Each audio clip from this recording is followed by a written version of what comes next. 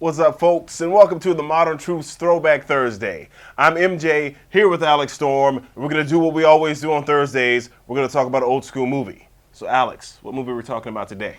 So, this week we watched The Sixth Sense. It came out in 1999. It starred Bruce Willis, Toni Collette, Haley Joel Osment, and it was directed by M. Night Shyamalan. I haven't seen this movie since it came out. I saw it in theaters, and I remember liking it, but for some reason never watched it again. What'd you think? Oh, I'm right there with you. I only saw that one time back in theaters, to date myself, back when I was in high school. And I remember being mildly underwhelmed, but, I was occupied while I was watching it, so I don't know. But I myself never felt the need to go back to it. And maybe that's the weird thing about a lot of M. Night Shyamalan's movies, is that I like most of them and yet never felt the need to ever watch any of them again. So, I don't know. Yeah, I liked it a lot more, I think, watching it now. I think when I saw it when I was younger, Whoa! Yeah. Do you see dead people? They make me sneeze. I'm allergic to dead people, it turns out. But yeah, when I saw it back in high school, there was so much hype around it, and it was such a big deal. I think all of my friends had already seen it, and I went and saw it again with them. And I thought it was, cool, but I wanted it to be a lot scarier. It wasn't that scary. And then watching it now as an adult, I realized it's not much of a horror movie. Yeah. It's much more of a mystery and sort of like a drama and a little bit of a love story. And I don't know. I think I actually liked it better. I think I got the point of the story more, and I picked up on all kinds of subtle clues because I already knew, the story when I saw it when I was a kid. I already knew that Bruce Willis was dead and the kid was seeing him. Somehow that was spoiled for me. And so watching it now, already knowing that, I realized that the movie gives you a ton of clues leading up to that point. So I think if I saw this movie for the first time now, I would already have assumed that he was dead from the beginning. Which is the bold statement, because I don't think that's true. No? My take watching the movie again, years later, was that I couldn't imagine anyone watching that movie, certainly back then, guessing that. Like, in other words, if you were in a vacuum, if you took the movie, all right, it's contagious.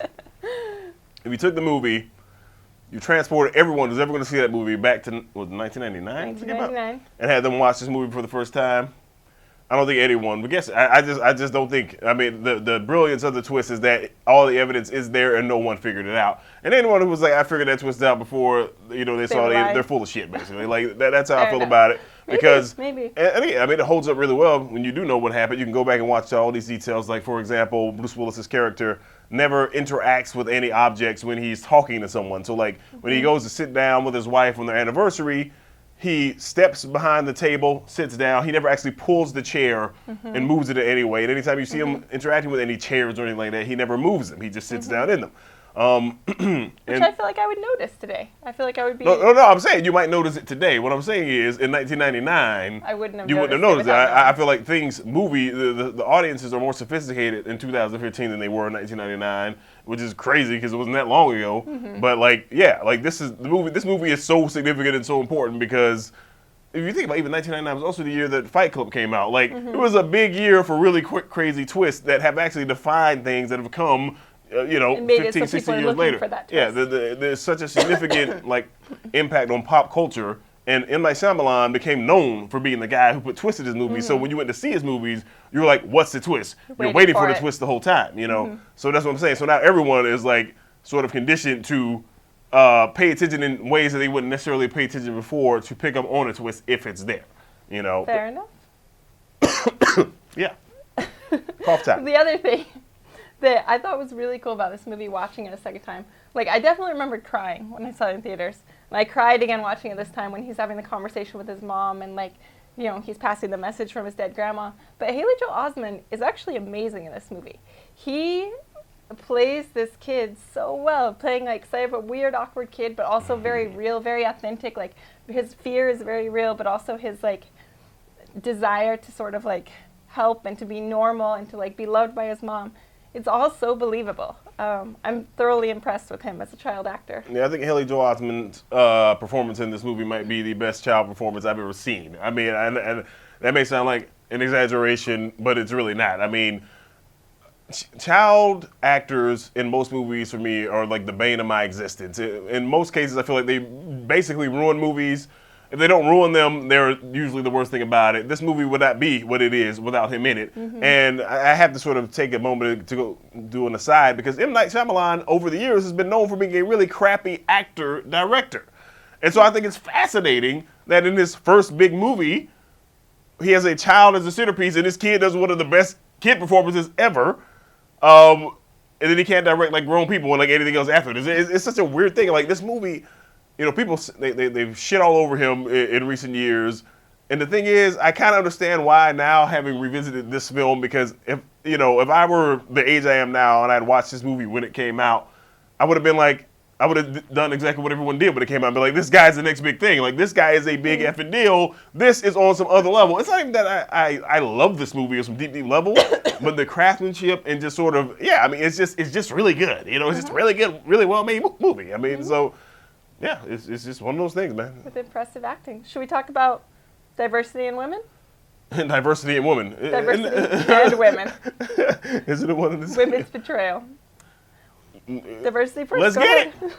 Why I gotta be the diversity guy? You talk about diversity.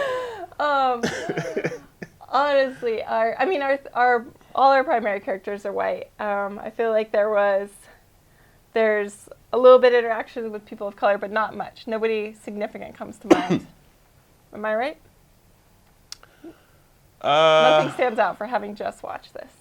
I think you're right, except that M. Night Shyamalan makes a cameo in the film as, I guess he's the psychologist or something. I didn't know that was him. Or the doctor when he gets admitted or whatever. Yeah, so. I didn't know that was him at all. He's a brown person. He's Indian, so, you know. Yeah.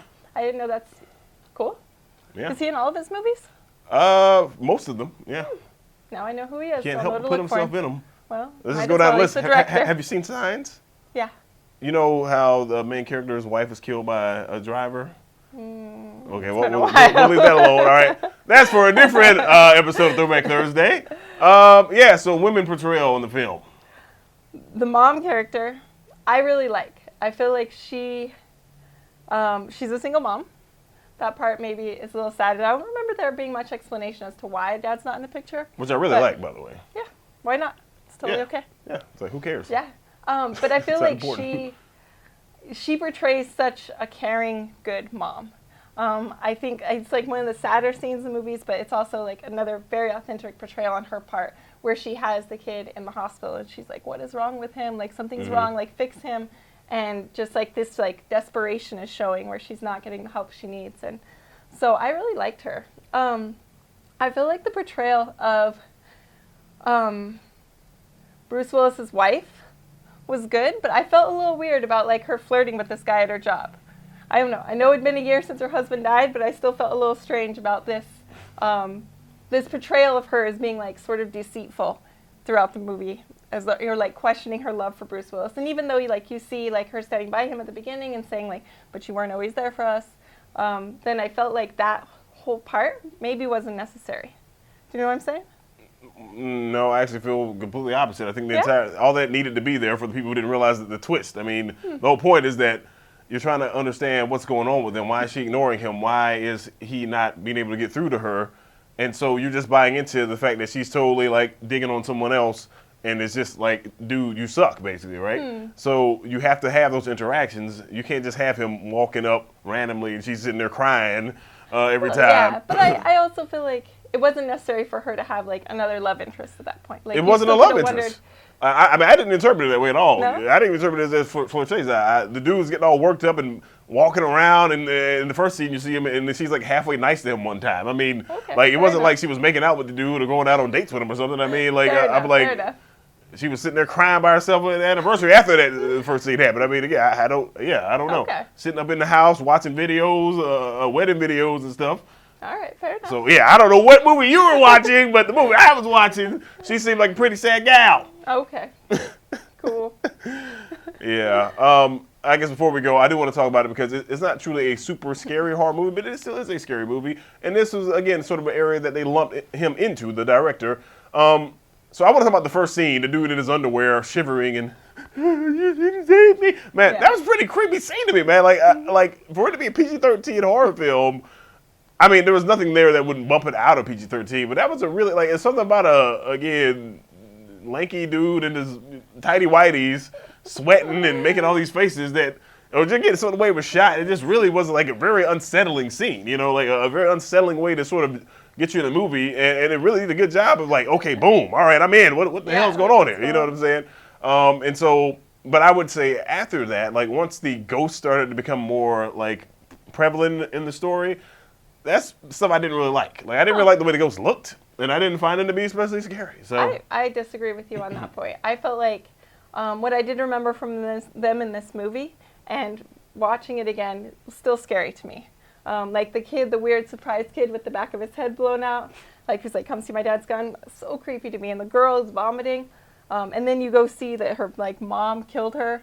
I felt like all of that was scary, and certainly for this being a PG-13 movie and 13-year-olds watching this, I think that's plenty scary for them. oh yeah, for sure. But I mean, for my For you, maybe not. 17-year-old self at the time, whatever it was, didn't find it scary pretty much at all. And then watching it again all these years later, I still didn't think it was super scary. I mean, again, I don't know. I in my brain, even like the scene where the mom walks out of the room, comes back and all the cabinets are open. It's like a scary movie moment, but I don't feel like it was played for scares. You know, for lack of a better way of putting it. And like in the kid, sort of again finding out that the girl was killed by her mother, like that didn't seem like it was supposed to be a scary sequence, except for when she jumps out from under the, you know, obviously a jump scare. Yeah. But it felt more just sort of a character building moment where it's like, yeah, it's got a creepy vibe, but never truly a scary vibe to me. Like I didn't feel like most people watch this movie are just sitting there like, oh, you know, the whole time just worried about No. But especially seeing it again and knowing when those parts were coming, I was tense each time I knew that one of the ghosts was going to be I showing up. didn't remember enough to even know any parts are coming, Yeah, so I don't know. I remember, like, as we were watching, I remembered that after he says he saw dead people, that's when you start seeing dead people.